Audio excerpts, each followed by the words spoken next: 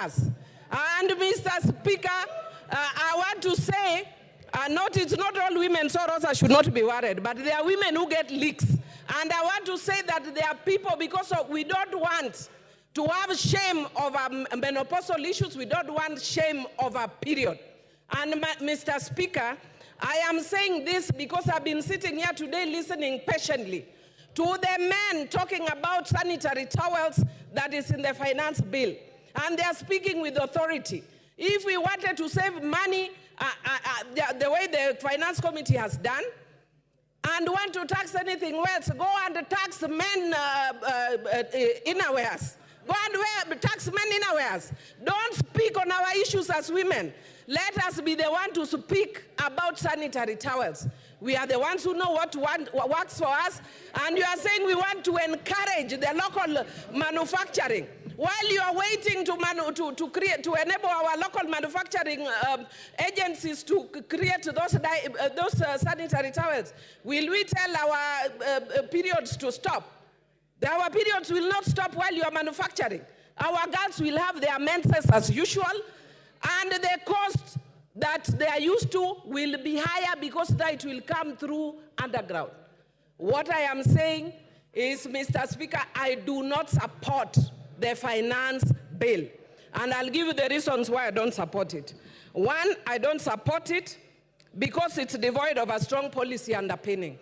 Number two, I don't support it because it's not premised on a better model, but on a beta model.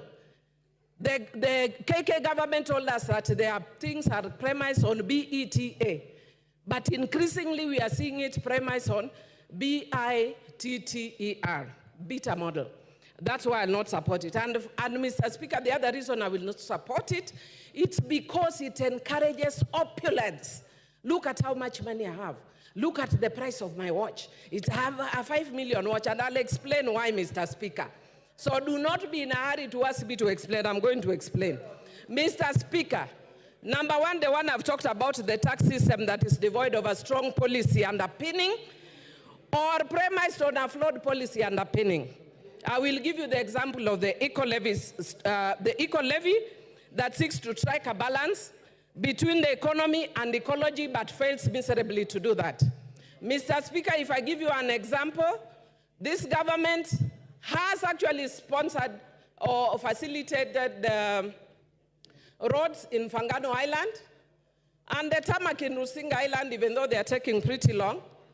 And I want to tell you, Mr. Speaker, that if you are to use this model, the taxing model that they are saying, then it means that a contractor who is doing those roads and earning billions on those roads, Mr. Speaker, when they destroy the environment, the fishermen from Rembaringiti, Rusinga, Mfangano, and Sukuru Island, who will be making at most 1,000, will be asked to repair that person's damage through tax, forgetting the PPP principle.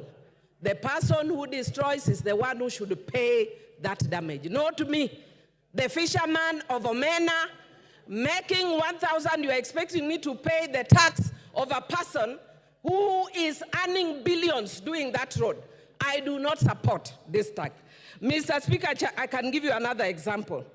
Mr. Speaker, the second example I'm going to give is on the issue of the smartphones again.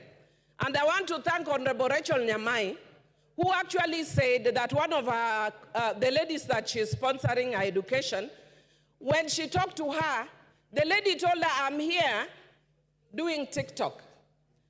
And we do not actually seem to understand how that relates to this tax. Now I'll tell how it relates to this tax.